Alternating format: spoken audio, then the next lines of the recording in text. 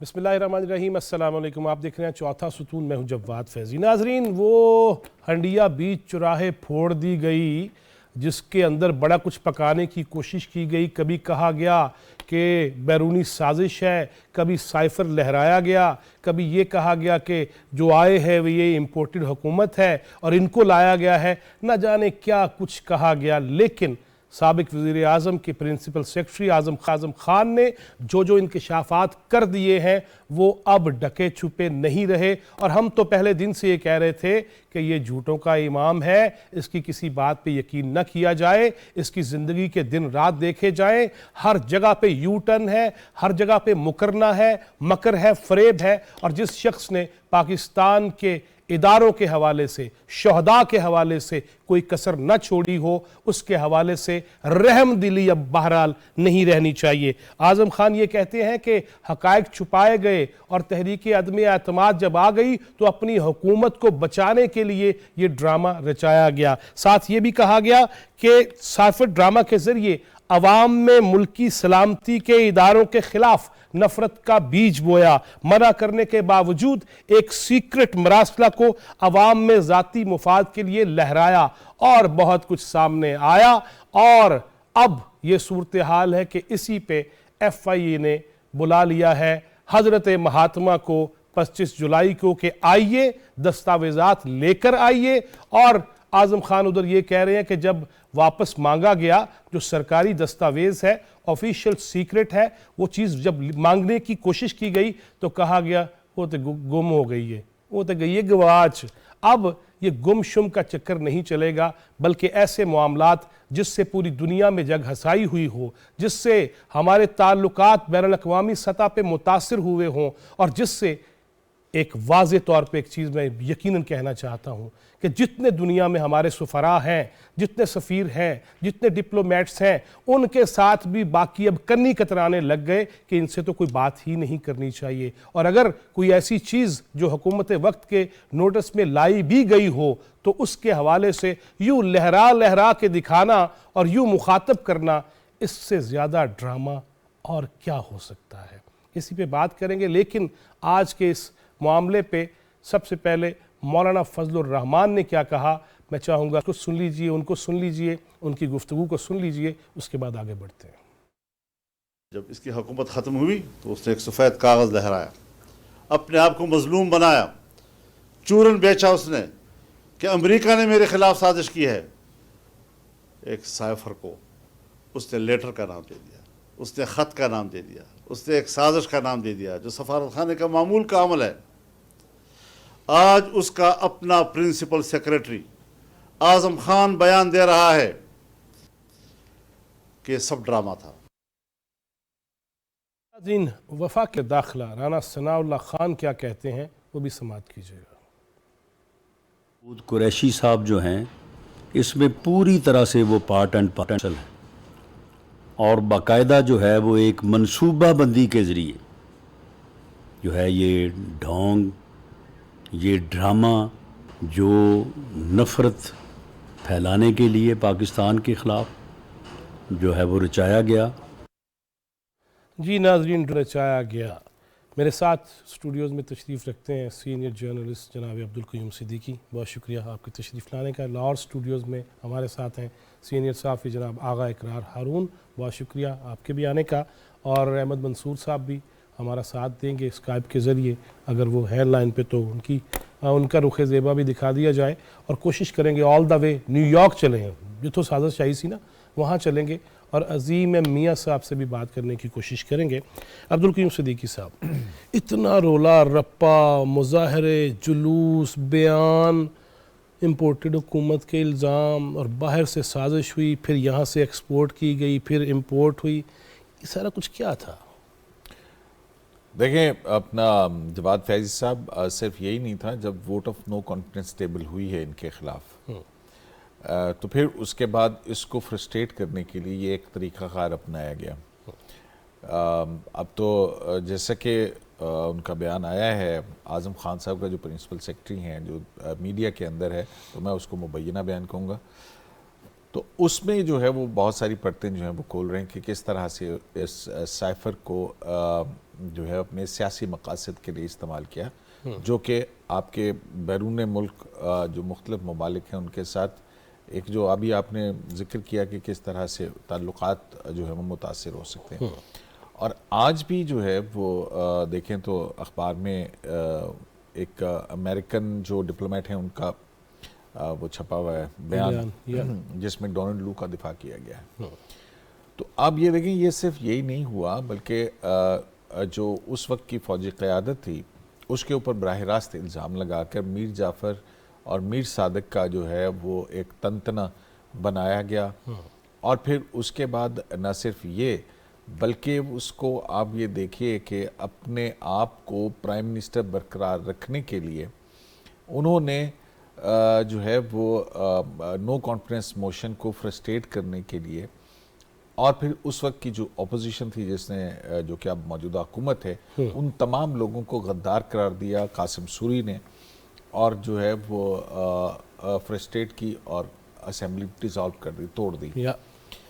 تو ایک جو آئینی راستہ تھا قانونی راستہ تھا اس کو جو ہے وہ اس پر جانے کے بجائے انہوں نے ایک یہ جو سائفر کی کہانی گھڑی جس میں آپ نے ملکی اداروں کو بدنام کیا, آپ نے انٹرنیشنل ریلیشنز جو ہیں اس کے اوپر زک پہنچائی اور اس طرح سے آپ نے پاکستان کے قومی مفادات کو زک پہنچائی.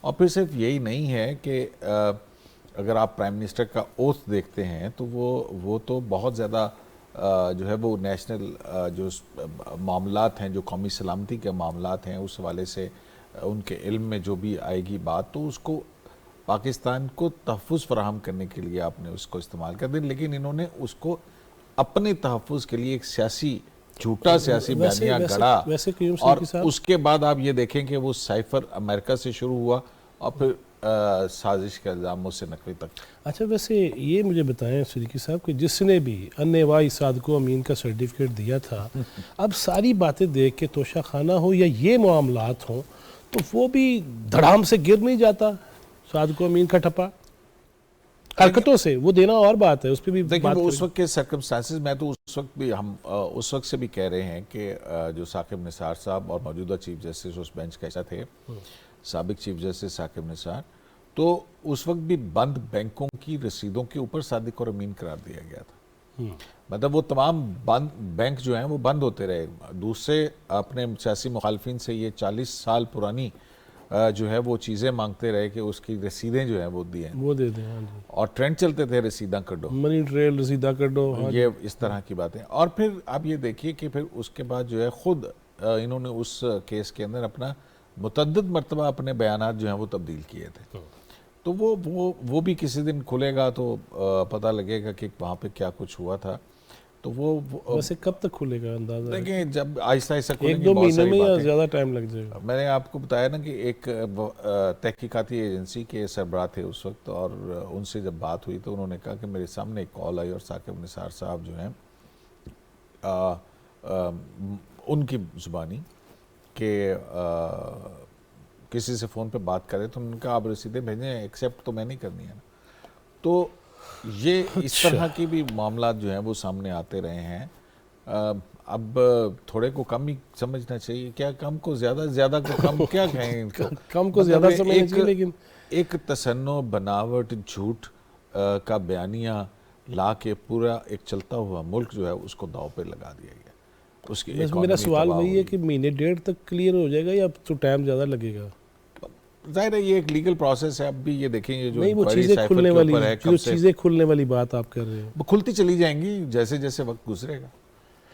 آغا اقرار ہارون صاحب آج صبح بھی میں سن بھی رہا تھا, مجھے سن رہے تھے جب ہم اسی پہ بات کر رہے تھے, تو یہ سارا معاملہ پوری دنیا میں جگ ہسائی ڈنڈورا پھر ٹرینڈ جس طرح قیوم صدیقی صاحب کہہ رہے ہیں وہ بنائے گئے ملکی اداروں کی ساکھ کو مجروح کرنے کی کوشش کی گئی, شہداء کی بے حرمتی, لیکن ساتھ ساتھ یہ بھی کہتے رہے کہ نہیں جی باہروں آئی ہے سازش. وہ باہر سے کتنی آئی اور پھر اب اندر ہی اندر چلی جا رہی ہے, کیا کہیں گے آپ؟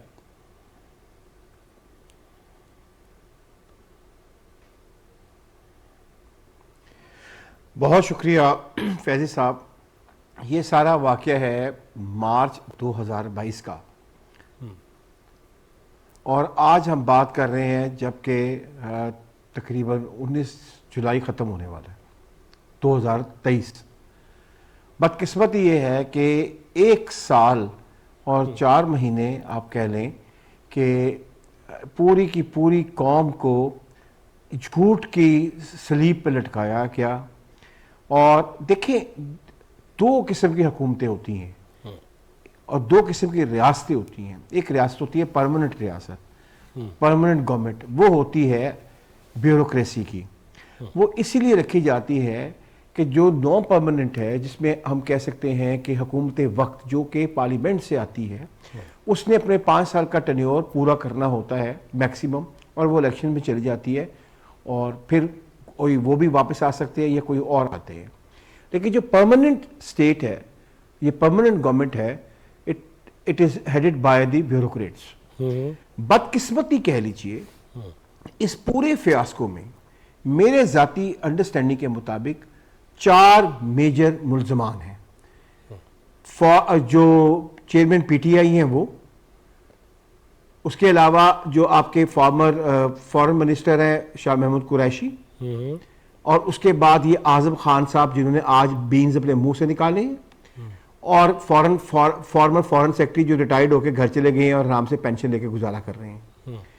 اگر جو کہ ہمیں نظر آ رہا تھا, پوری قوم کو نظر آ رہا تھا کہ اس زمانے کا فارمر پرائم منسٹر جھوٹ بول رہا ہے اور اس نے پورے پاکستان کی ڈپلومیسی کو سٹیک پہ لگا دیا ہے اپنے ڈومیسٹک اور پولیٹیکل گینز کے لیے. یہ دونوں اشخاص 2 کے بیسکلی ریپرزینٹ کرتے تھے پرماننٹ گورنمنٹ کو, جو کہ ریاست پاکستان کے ملازم تھے اور ہائیسٹ گریڈ میں تھے, گریڈ 22 میں تھے. وہ بالکل ہی چپ رہتے ہیں اور لگے رہو منا بھائی, جو وہ ایک شخص اپنی مقاصد کے لیے ملک کو نقصان پہنچا رہا ہے, یہ اس کا ہاتھ ہی نہیں روکتے ہیں, یہ کسی کو بتاتے ہی نہیں ہیں کہ کیا ہو رہا ہے.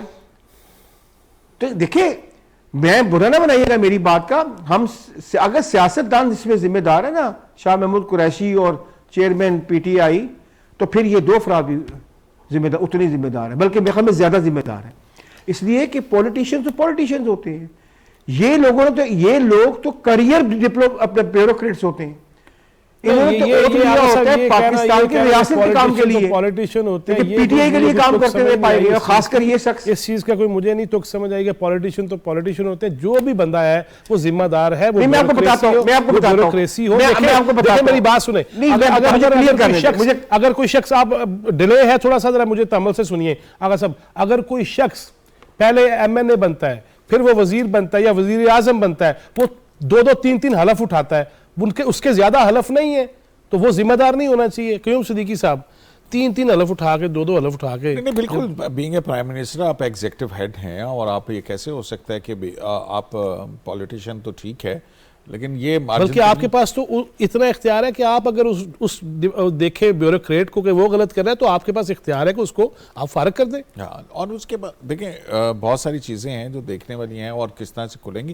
لیکن ایک تو بات تو طے ہے کہ جھوٹ کا بیانیہ گھڑ کے عوام کو گمراہ کر کے آپ اگر اپنے پولیٹیکل وہ ایمبیشنز کو اس بنیاد پہ لیتے ہیں, پہلے آپ نے چور ڈاکو کا بیانیہ گھڑا, وہ نہیں تھا, تو پھر سائفر کا بیانیہ گھڑا, غدار بنایا, اور پھر وہ آپ کے جو سیاسی مخالفین ہیں آپ نے ان سب کو غدار بنا دیا. وہ تو قاسم سوری کی رولنگ جو ہے اس میں تو کہتے بھی باقاعدہ سپریم کورٹ کے ایک جج جو ہیں وہ 5 رکنی بینچ نے جب وہ کیا, تو پھر اس کے بعد انہوں نے تو کہا کہ یہ پارلیمنٹ کو چاہیے کہ اس کے خلاف آرٹیکل 6 کا جو ہے وہ انیشیٹ کرے کاروائی. تو اب یہ جو سائفر کا معاملہ ہے, دیکھیں یہ نیشنل سیکیورٹی سے جڑا, نیشنل سیکیورٹی, اور پھر اس کے بعد آپ دیکھیں بین الاقوامی دنیا کے اندر پاکستان کو جگہ صرف یہی نہیں ہے. آپ یہ دیکھیں کہ جب معاشی معاملات طے ہونے کے لیے آتے ہیں تو آپ کی جو ہے وہ شوکت ترین صاحب جو ہیں وہ پنجاب اور کے پی کی حکومتوں کے وزراء خزانہ کو کہتے ہیں کہ آپ یہ کیجئے. کیا وہ معاشی طور پر خارجی محاذ کے اوپر پاکستان کے خارجہ تعلقات جو ہیں ان کو ڈسٹرائے کرنا, پاکستان کے اندر جو ریاستی ادارے ہیں ان کا جو ہے وہ اس طرح سے ان کے خلاف نفرت اور ایسا بیانیہ گھڑنا کہ پھر اس کے بعد 9 مئی کے واقعات ہوں جس میں جو ہے ملٹری تنصیبات کو نشانہ بنایا جائے. میاں والی بیس جہاں پہ آپ کے سینسٹیو وہ ہیں, آج اٹارنی جنرل جو ہے انہوں نے بتایا یہ ساری کہ وہاں پہ جو ہے میاں والی ایئر بیس کے اوپر پاکستان کے کون سے طیارے جو ہیں وہ وہاں پہ تھے, وہاں پہ فیول اتنا تھا, وہاں پہ دیوار گرا دی گئی اور وہاں پہ آگ لگ.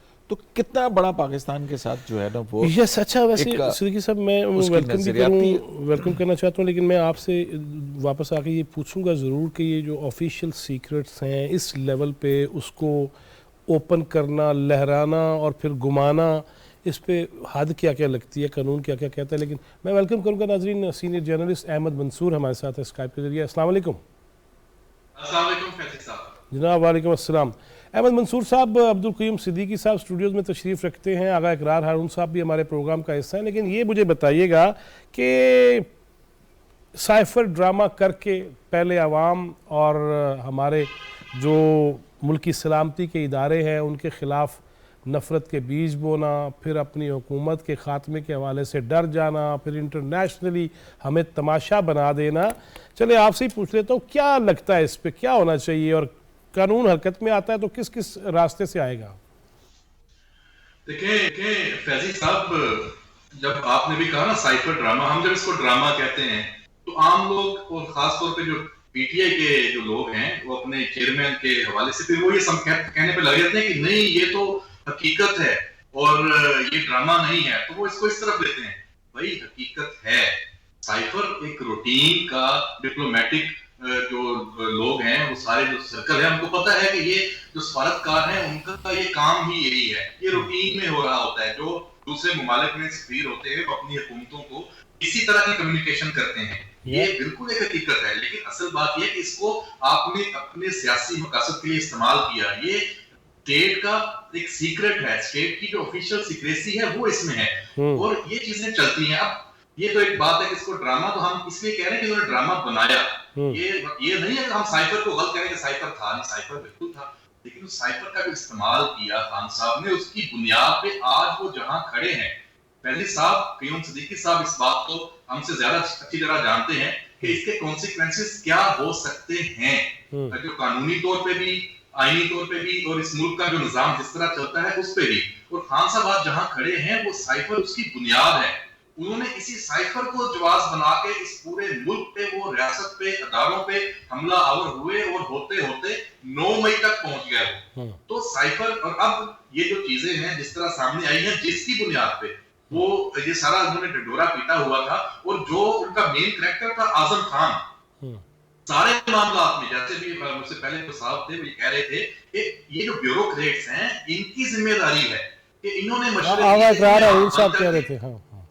ان کو آنکھ بند کر کے عمل نہیں کرنا چاہیے تھا کہ وزیر اعظم اگر ایک ریاست کے جو سیکریٹس ہیں ان کو اس طرح استعمال کر رہا ہے, اس کے بعد نیشنل سیکورٹی کے اجلاس بھی ہو رہے ہیں, سب کچھ ہو رہا ہے, کہ وزیر خارجہ شاہ محمود قریشی وہ اس میں ان کا کتنا بڑا کردار ہے کہ وہ آج تک وہ سب کچھ جانتے بوجھتے بھی انہوں نے اس پہ اپنے آپ کو یہ ثابت کرنے کی کوشش کی کہ جو عمران خان کا بیانیہ ہے اور سائفر پہ جو کہانی انہوں نے گھڑی ہے وہ اس کی حقیقت تو قریشی صاحب جانتے تھے. تو اب یہ سارا جو یہ گینگ ہے یہ اس میں اب پھنس گیا ہے. میں سمجھتا ہوں اس سے ان کا نکلنا بنتا نہیں ہے, اور نکلنے ان کو دینا چاہیے نہیں, کیونکہ پورے ملک میں پچھلے سال, ڈیڑھ سے پچھلے سال, یہ اپریل کی بات ہے, اب تقریباً 16-17 ماہ ہو گئے اس سائیکل والی سینیریو میں. تو اس میں پورے ملک کو جہاں پہ لے کر یہ کھڑا کر دیا, یہاں پہ سیاسی عدم استحکام آ گیا, یہاں پہ معاشی عدم استحکام آ گیا, اور اتنا آیا کہ پاکستان کا حقیقت میں دیوالیہ نکلا ہوا تھا. تو شکر کریں کہ ہم کہیں نکلنا شروع ہوئے ہیں, ابھی بھی بہت مشکلات ہیں, ہمارا یہ علیحدہ ٹاپک ہے. تو سائفر پہ جو آپ بات کر رہے ہیں, سارے دوست بات کر رہے ہیں, اور جو اس وقت صورتحال بن گئی ہے, اب یہ تیزی سے آگے آئے گا. دیکھیں ایک چیز تھی کہ اعظم خان اگر بولیں گے تو پھر کہیں یہ ترک کا پتہ ہوگا جو بھی اس ساری معاملے میں عمران خان کے خلاف جو چیزیں چلتی ہیں اس میں, اور اعظم خان سامنے آ گیا. اور اعظم خان ابھی تو صرف سائفر پہ آیا ہے. اعظم خان نے اگر توشہ خانہ القادر ٹرسٹ میں بھی وہ اتنا ہی انوالو ہے جتنا اس سائفر میں وہ انوالو تھا, اس کے پاس اتنے ہی ثبوت ہیں, وہ اس کے ہاتھوں سے سب کچھ ہوا ہے. اس کو یہ بھی پتا ہے کہ عمران خان کے کہنے پہ ہوا ہے, بشرا بی بی کے کہنے پہ ہوا ہے, کس کس کے کہنے پہ ہوا ہے, اس کو ہر چیز کا صحیح فرما رہے ہیں. ناظرین ہمارے ساتھ پیپلز پارٹی کے مرکزی رہنما اور مشیر برائے امور کشمیر جناب قمر زمان کائرہ ہیں. السلام علیکم کائرہ صاحب. جی وعلیکم السلام. خیرہ صاحب، آج اعظم خان نے جو ہنڈیا پھوڑی ہے بیچ چوراہے، اس پہ کیا فرمائیں گے؟ اور اس سے جتنا نقصان ہوا، آئینی قانونی طور پہ بھی تو کچھ چیزیں آئیں گی نا جو حد لگتی ہوگی، جو دائرہ بنتا ہوگا، کیا فرمائیں گے؟ فیضی صاحب، پہلی گزارش تو یہ ہے کہ یہ کوئی ہمارے لیے نئی خبر نہیں تھی. یہ آلریڈی ہمارا تو ویو یہ تھا کہ یہ جھوٹ پہ مبنی ساری داستان ہے اور اس میں کوئی صداقت نہیں ہے، لہذا میرے لیے تو کوئی اچنبے والی بات اس پہ ہے نہیں.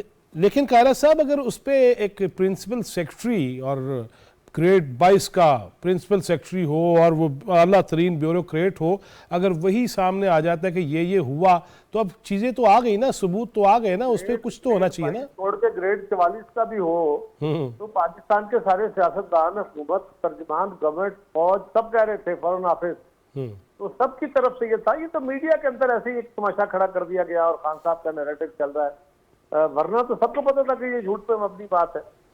اور ہاں، ایک بات ضرور ہے، اس بات پہ افسوس تھا، اور اب عمران خان کے اپنے فالوورز کے لیے بھی یہ مسئلہ جو ہے لمحہ کیا ہے کہ خان صاحب نے اپنی گرتی ہوئی ساکھ بچانے کے لیے انہوں نے پاکستان کے خارجہ تعلقات، اور وہ بھی ایک عالمی طاقت کے ساتھ خارجہ تعلقات خراب کرنے کی کوشش کی، جس کا پاکستان کو نقصان ہوا.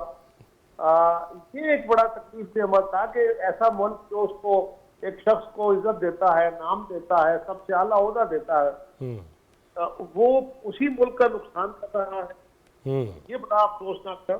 باقی کوئی خبر تھی نہیں. خیر صاحب، خبر تو چلے پہلے سے پتہ تھی، لیکن مسئلہ یہ ہے کہ اگر وہ تعلقات خراب کراتا ہے انٹرنیشنلی ہمارے ممالک کے ساتھ، پورے دنیا میں ہمارے ڈپلومیٹس ہیں، سفراء ہیں، ان کے کام میں کتنی حرج آئے ہوں گے، ان سے کنیاں کتنی کترانے لگ گئے ہوں گے، تو اس پہ کوئی قانونی طور پہ کوئی سزا نہیں ہے. جی صاحب، میں قانون کا طالب علم اس طرح نہیں ہوں، میں پریکٹیشنر نہیں ہوں، میں لا نوئنگ نہیں ہوں. اس کا جواب تو کوئی بڑا وکیل دے سکتا ہے کہ اس کا کیا، اس کے جزا سزا کیا ہے، لیکن اس کا اخلاقی پہلو جو تھا اس کے اوپر میں نے ذکر کر دیا. مزید تو میں سمجھتا ہوں کسی وکیل سے آپ کو رائے لیں. اچھا چلے خیرہ صاحب، یہ مجھے بتائیے گا کہ جس قدر خان صاحب مہاتما صاحب بناتے ہیں اپنا بیانیہ اور لوگ پیچھے چل پڑتے ہیں، باقی سیاسی جماعتیں وہ اس طرح سے توڑ نہیں کر پاتی، کیا وجہ ہے، کہاں کمی ہے؟ شراب ہمیشہ بڑے خوبصورت ہوتے ہیں، لیکن شراب کے پیچھے گھومنے والے یا شراب کو فالو کرنے والے اپنے آپ کو خار کر کے منزلیں کھو بیٹھتے ہیں. باقی جماعتیں شراب کا مقابلے میں جو اتنا خوبصورت ہوتا ہے کہ لوگوں کو بتاتے رہو تب بھی مانتے نہیں ہیں جب تک اس کی حقیقت نہیں کھلتی. اور جب حقیقت کھلتی ہے تو اتنا وقت گزر چکا ہوتا ہے کہ پھر اس کی ریکوری نہیں ہو پاتی. ریکوری، لیکن جو لوگ پھنس گئے ہیں اس شراب کے چکروں میں، ان تک میسج کیسے پہنچے گا، کیا کرنا چاہیے؟ وقت سب سے بڑا معالج ہے اور وہ وقت ہی ان کو علاج بتائے گا. اب اس طرح کی چیزیں جو یہاں ہو رہی ہیں، وقت کے ساتھ ساتھ لوگوں نے عمران خان کی شکل کے اوپر یا عمران خان کی ذات کے اوپر نہیں، عمران کا وہ بیانیہ جو اخلاص پہ مبنی نہیں تھا کہ جی میں انصاف دوں گا، میں اس ملک میں کرپشن فری معاشرہ بناؤں گا، تو ایک وقت کے لیے لوگ اس کے سہار میں گم ہو گئے. حالانکہ ہم کہتے رہے کہ بھائی جو کرپشن کے خلاف چلا ہے، سارے جہان کے کرپٹ اپنے ساتھ ملا کے بیٹھ گیا ہے، تو وہ کون سی کرپشن کو فائٹ کرنے چلا ہے؟ اسی طرح ان کے اپنے گرد و نواح میں جو لوگ تھے، ان کے اپنے گھر کے جو حالات تھے، اور پھر پڑھے لکھے لوگوں کا یہ عالم ہو گیا، اتنی محبت. اب وہ اس نظام سے اتنے تنگ تھے کہ اس میں تبدیلی چاہتے تھے، وہ اس حد تک چلے گئے کہ وہ جادو ٹونوں کو بھی انہوں نے کہا ایک طرف کرو، لیکن ان کو امید تھی کہ خان صاحب کوئی بڑا تبدیلی کا شاخسانہ پیدا کریں گے. انفارچونیٹلی وہ شراب بیچنے والے شراب تو خود کو بھی خوار کرتے ہیں اور قوموں کو بھی رستے گم کر دیتے ہیں. یس، بہت شکریہ جناب قمر زمان قائرہ آپ کا. ہاں جی، آغا اقرار صاحب آپ کی طرف آ رہا ہوں. جس طرح احمد منصور صاحب بھی اس سے پہلے کہہ رہے تھے اور قائرہ صاحب بھی اشارتاً وہ بات کر گئے کہ اعظم خان صاحب ابھی پٹاری سے بہت کچھ نکال سکتے ہیں. اس میں پیرنی صاحبہ ہے، ان کے مرید ہے، اور عدت اور مدت والا کیس بھی آ گیا ہے. یہ ساری چیزیں ہیں اور ہو سکتا ہے وہ یہ سارا کچھ بھی بتا دے کہ کتنی مرغیاں زندہ جلائی گئیں اور کتنے بکرے زندہ جلائے گئے.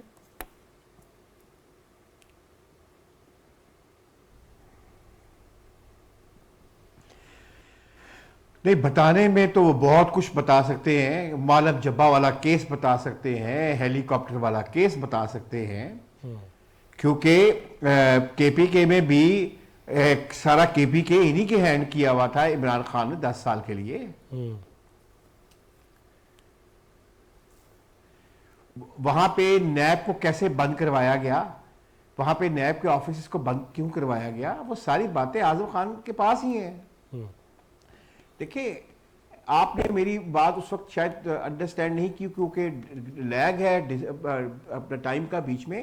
میں یہ کہنا چاہ رہا تھا کہ پولیٹیشین جس طرح یہ آ گیا، ایک جس کو میں پولیٹیشین مانتا ہی نہیں، بہرحال ایک شخص آ گیا اور وہ وزیر اعظم بن گیا، پی ٹی آئی کا چیئرمین. ایسا حادثہ کسی ملک میں کبھی بھی ہو سکتا ہے.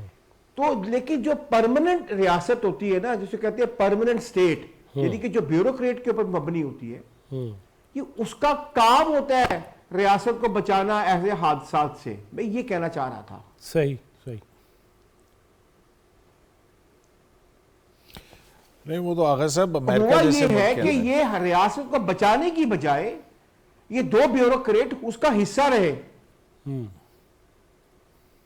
صحیح. قیوم صدیقی صاحب آپ کچھ کہنا چاہ رہے ہیں آغا صاحب؟ میں آغا صاحب سے یہ کہنا ایک بات چاہتا میں اور ہوں کہ کروں گا، مجھے دیکھیں ایک منٹ نا، دے یہ دیجیے تو گا کہ اگر کوئی کیس، دیکھیں یہ تو ڈونلڈ ٹرمپ کے ساتھ کیا ہوا ہے. ڈونلڈ ٹرمپ بھی آفیشل جو ڈاکومنٹس تھے وہ انہوں آپ کو پتہ ہے کہ پھر ان کی گرفتاری ہوئی اور پھر اس کے بعد وہ ہوئے.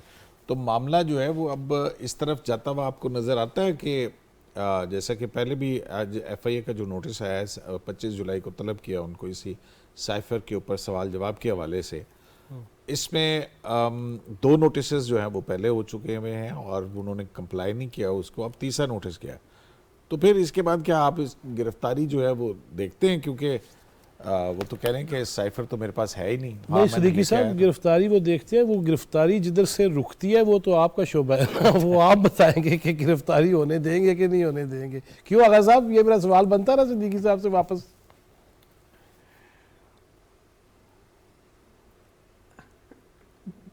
بالکل. دیکھیں، جب تک صدیقی صاحب آپ انہیں اپنا گرین نمبر پلیٹ کی مرسیڈیز بیچتے رہیں گے تب تو گرفتاری نہیں ہوگی. لیکن ایک بات میں اس میں ایڈ کرنا چاہوں گا، اس کے اوپر مکمل طور پہ کیس ہونا چاہیے اور اپنا سیکرٹ ایکٹ بھی لگتا ہے اس کے اوپر، اور انہوں نے سیکیورٹی بریچ کی ہے. لیکن یہ کیس صرف شاہ محمود قریشی یا چیئرمین پی ٹی اے کے خلاف نہیں ہونا چاہیے.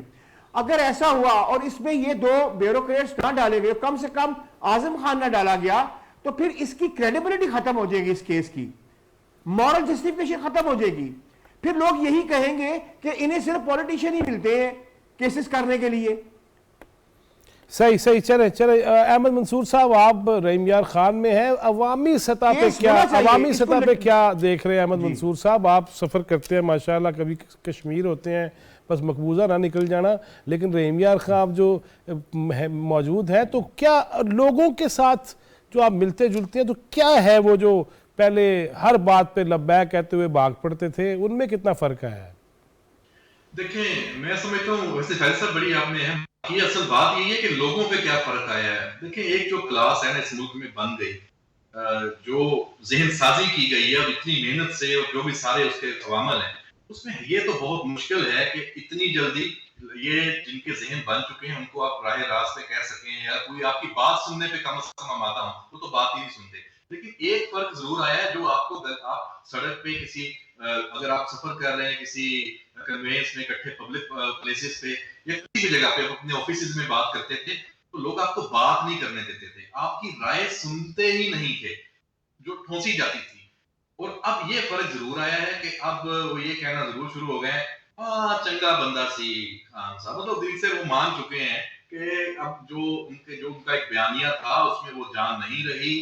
ان کا جو دوبارہ اس ملک میں اقتدار کا کھیل رچا کے واپس آنا وہ اب شاید ممکن نہیں رہا. یہ انہوں نے ذہنی طور پہ لوگوں نے تسلیم کرنا شروع کر دیا جو چیئرمین پی ٹی آئی کے ساتھ جڑے ہوئے تھے. تو یہ ایک بہرحال بڑی چینج ہے. لیکن اب بات اس سے بھی آگے کی ہے کہ کیا یہ بات صرف ذہن سازی کی ہی ہے، وہ تو ایک پہلو ہے.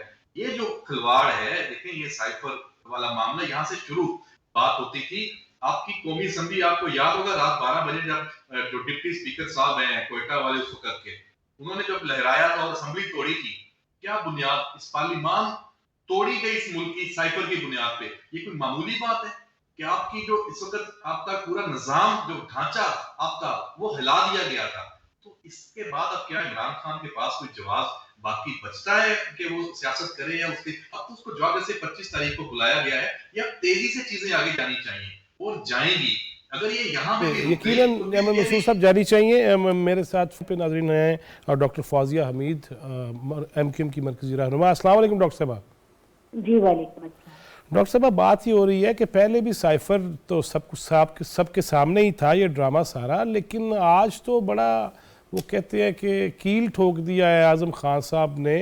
اور کیا دیکھ رہے ہیں کہ عدالت میں پیش ہوں گے یا جو متعلقہ ایجنسیز ہیں ان کے سامنے پیش ہوں گے خان صاحب، یا پھر وہ کہیں گے کہ نہیں میں مہاتما ہوں اور مجھے ہاتھ نہ لایا جاوے؟ اعوذ باللہ من الشیطان الرجیم، بسم اللہ الرحمن الرحیم. سب سے پہلے بہت شکریہ مجھے مرحبا کرنے. دیکھیے یہ عمران خان صاحب کا جو ڈرامہ ہے یہ الیکشن سے پہلے سے شروع ہے، اور ہم نے 4 سال ان کو حکومت میں بھی دیکھ لیا ان کا ڈرامہ، اور پھر حکومت سے اترنے کے بعد بھی ہم نے ڈرامہ دیکھا. لیکن نہایت افسوس کی بات کہ انہوں نے، ان کی جو دماغ کا خلل ہے وہ تو چلیے جہاں ہے وہ اپنی جگہ پہ ہے، لیکن جس طرح سے یہ اپنے کارکنان کو اکساتے رہے ہیں ٹیررسٹ ایکٹیویٹیز پہ، یہ ایکسیپٹیبل نہیں ہے. کسی صورت یہ ایکسیپٹیبل نہیں ہے. جس طرح کی لینگویج یوز کرتے رہتے ہیں ہمارے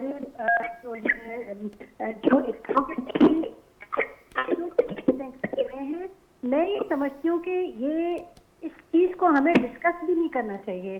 خان صاحب جو ہے وہ ان کو ایک بہت اچھے سائیکیٹرسٹ کی ضرورت ہے،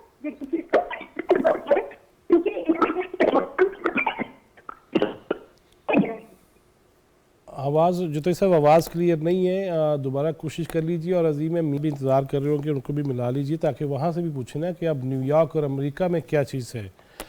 ہاں جی کیوں صدیقی صاحب، سائیکیٹرسٹ تک بات آ گئی. روحانی علاج تو کرا رہے ہیں روز دن رات، تو سائیکیٹرسٹ کی لوڑ ہے؟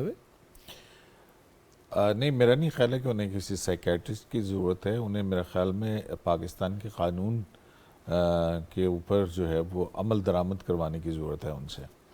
اور جیسے ہی پاکستان کے قوانین کے اوپر عمل درآمد ہو جائے گا تو ان کا علاج جو ہے بالکل شافعی قسم کا جو ہے علاج ہو جائے گا ان کا. تو بات سمپل سی یہ ہے کہ ٹھیک ہے سیاستدانوں کے، ہم نے یہ بھی دیکھا ماضی کے اندر ذوالقاری بھٹو صاحب نے بھی مہودہ تاشقند کے حوالے سے ایک جو ہے وہ اپنا وہ کیا تھا، لیکن اس سے میں اور اس میں جو ہے وہ ایک فرق ہے بہت زیادہ. یہ تو نیشنل سیکرٹ ہے یا اپنا آپ کے آفیشیل ڈاکومنٹس ہیں. اگر اس طرح سے ہر پرائم منسٹر چیزیں لے کے جانا شروع کر دے تو پھر کہاں کیا چیزیں رہ جائیں گی. تو اس کے اوپر پوچھ پرتی تو ہونی چاہیے، آلدو کہ اس کا بھی ایک پورا لمبا پروسیجر ہے. ایف آئی کی انکوائری کمپلیٹ ہوگی، پھر اس کے بعد چارج فریم ہوگا، کون کون ایکیوز ہیں، اس میں پھر وہ عدالت میں جائے گا. 164 کے بیانات کے حوالے سے بھی کچھ لیگل جو ہیں وہ ضروریات ہیں کہ اس کے اوپر کراس ہوگا. تو اس کے بعد اس کی ایویڈنس جو ہے وہ کیا بنتی ہے، اس کی ساری حیثیت. تو یہ ساری چیزیں جو ہیں وہ ابھی دیکھنے والی ہوں گی کہ بھئی اس میں آپ کی تحقیقاتی ادارے جو ہیں وہ کس حد تک کیس کو ان اکارڈنس ود لا جاتے ہیں. اور پھر اس کے بعد ظاہر ہے پھر اس کا مرحلہ جو ہے وہ تفتیش کا ختم ہونے کے بعد پھر اگر جرم بنتا ہے. لیکن سیاسی سطح کے اوپر تو جو ہے وہ دیکھا جائے تو یہ بات تو بڑی عیاں ہے کہ اپنے صرف ذاتی مفادات کو تقویت اور انا کو تسکین پہنچانے کے لیے ملک کا معاشی، خارجی اور داخلی سطح کے اوپر اداروں کے ساتھ جو کھلواڑ کیا ہے، اور آج جو پاکستان ڈیفالٹ ہونے کے قریب تر ہے، اس ساری کی ذمہ داری جو ہے وہ میرا خیال ہے کہ اس کے چیئرمین پی ٹی آئی ہے وہ ذمہ دار. اور ڈاکٹر فوزیہ حمید صاحبہ سے دوبارہ رابطہ بحال ہوا ہے. ڈاکٹر صاحبہ کہاں سے جو بات آپ کی آواز جو تھوڑی سی اس پہ مسئلہ تھا کلیئر نہیں آ رہی تھی، سائیکائٹرسٹ تک پہنچے تھے آپ، اس سے آگے چلیے گا. دیکھیے میں بالکل یہ بات کہہ رہی ہوں نہ جنید میں بات کروں کہ خاص طور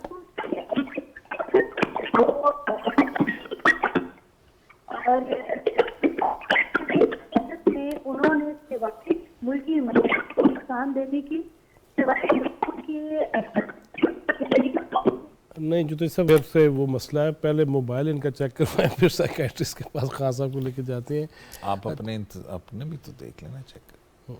ہاں یہ بھی دیکھنا چاہیے، صحیح کہہ رہے ہیں. اچھا جی احمد منصور صاحب، پھر میں ادھر ہی آؤں گا کہ جس طرح عبدالقیوم صدیقی صاحب بھی یہ فرما رہے ہیں کہ قانون کی گرفت میں لانا پڑے گا، وہ آ جائیں گے ایزیلی، پھر کوئی بزرگ رشتہ دار نہ فون کر دیں کہ نہیں انج نہ کرنا، اس کا کیا کرنا ہے؟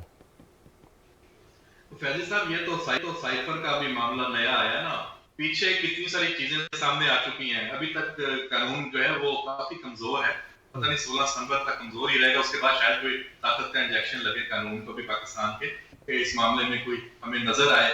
ورنہ یہ سیاست کہہ تو رہے ہیں کہ سیاست اور اخلاقی طور پہ تو ان کی شکست ہو گئی ہے، جیسے قائدہ صاحب بھی کہہ رہے ہیں، لیکن کیا یہ بات صرف اخلاقی شکست تک ہی رہ گئی ہے یہاں پہ؟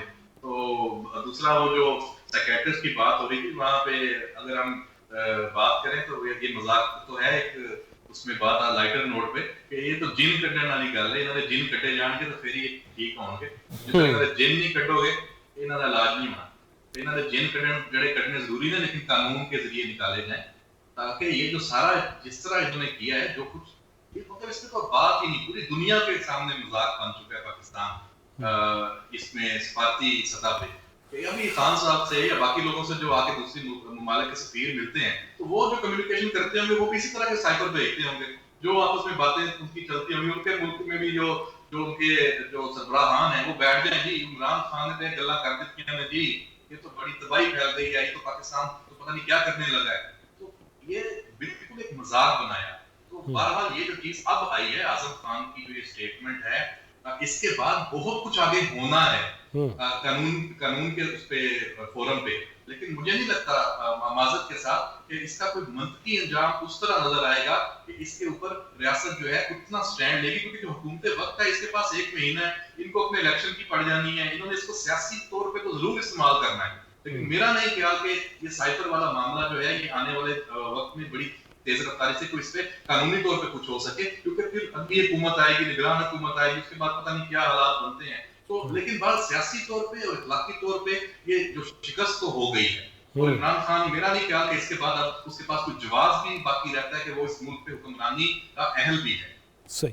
اچھا جی آغا اقرار ہارون صاحب ابھی جس طرح کہہ رہے تھے کہ نہیں ان کے جن جو ہے ان کے جن جو ہے وہ نکالنے پڑیں گے، جی مجھے آواز نہیں آئی جی کیا فرما رہے ہیں؟ جی ڈاکٹر صاحب ونس اگین، اور میرا خیال ہے لاسٹ ٹائم میں دوبارہ ٹرائی کرتا ہوں کیونکہ جا رہے ہیں اس میں ہمارے پاس گنجائش نہیں ہے. ڈاکٹر صاحب آپ کی آواز مجھے سننی ہے اور میری آپ کو آواز صحیح آ رہی ہے؟ جی مجھے تو آپ کی آواز بالکل ٹھیک آ رہی ہے. میری آواز آ رہی ہے آپ کو؟ جی فرمائیے گا آپ کیا کہہ رہے تھے. جی دیکھیے میں اب تھوڑا کٹ شارٹ ہو کے بات کروں گی. دیکھیے یہ جو سائفر کا جو ایشو ہے یہ اس میں دیکھیے انٹرنیشنلی ہم جو ہے ہماری سبکی ہوئی ہے.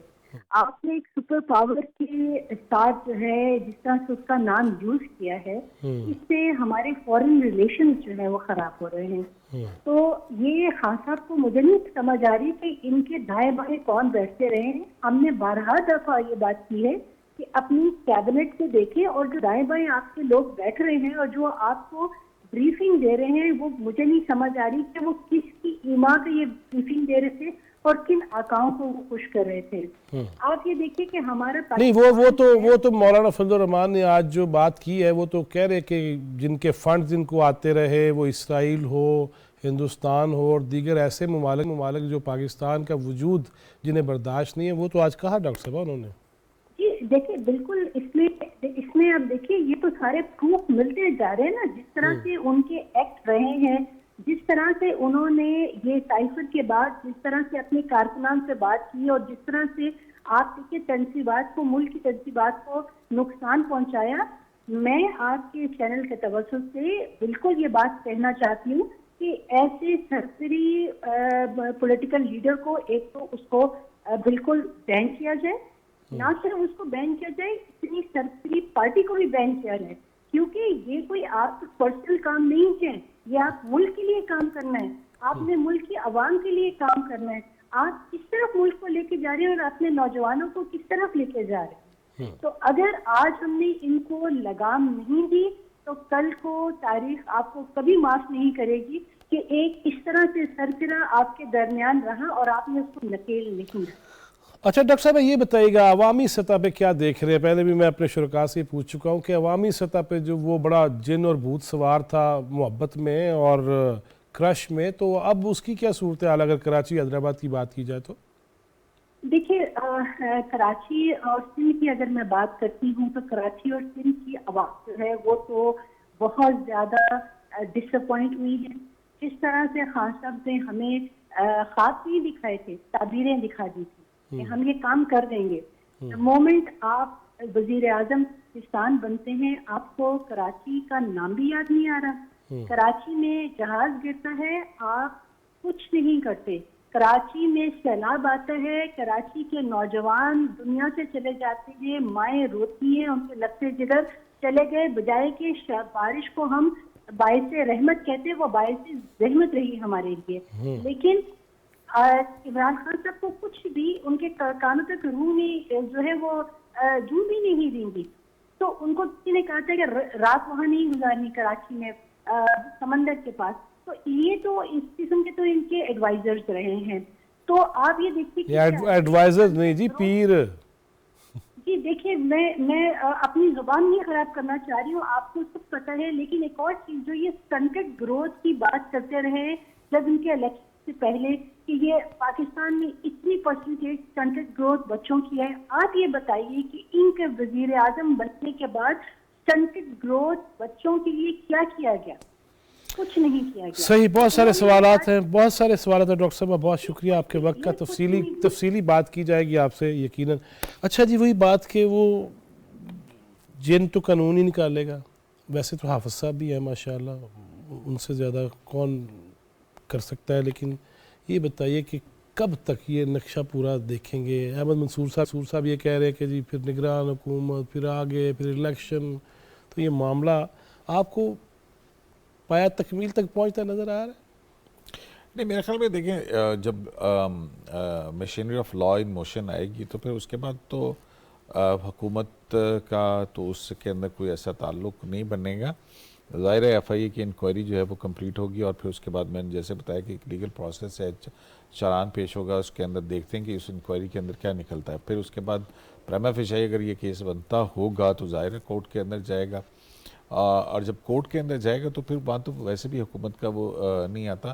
ہاں یہ ضرور ہے کہ پروسیکیوشن جو ہے وہ اس کو کیا ملتی ہے, لیکن مجھے نہیں نظر آتا کہ ایون, کیونکہ یہ معاملہ ایسا ہے جو پاکستان کی نیشنل سیکیورٹی اور خارجہ تعلقات اور پاکستان کی جو معیشت اس سے سب چیزیں جڑی ہوئی ہیں, تو اس میں جو ہے وہ کوئی ہرڈل آنے والی حکومتیں جو ہیں وہ ڈالیں. اچھا جی, کوئی عدالتوں سے کوئی بڑے فیصلے آنے والے ہیں؟ کوئی بڑے کیس کون سے؟ عدالتوں سے تو ہمیشہ بڑے فیصلے آتے ہیں. بڑے کیسز ویسے کون سے ہیں جن کے عنقریب کوئی چیزیں آئیں گی؟ ظاہر ہے جو ریسنٹلی ہیں, ایک تو وہ 14 مئی کو الیکشن کروانا تھا, اس کے اوپر پھر جو ہے وہ ہاں وہ ابھی بھی پڑا ہے وہ معاملہ, اس کے اوپر ریویو کا جو الیکشن کمیشن کا ہے وہ آنا ہے. پھر اس کے بعد جو ہے وہ آڈیو لیکس کمیشن جس میں چیف جسٹس کی جو خوش دامن ہیں ان کی. اچھا جی, آغا صاحب کو بات آئی ہوئی ہے. جی آغا صاحب.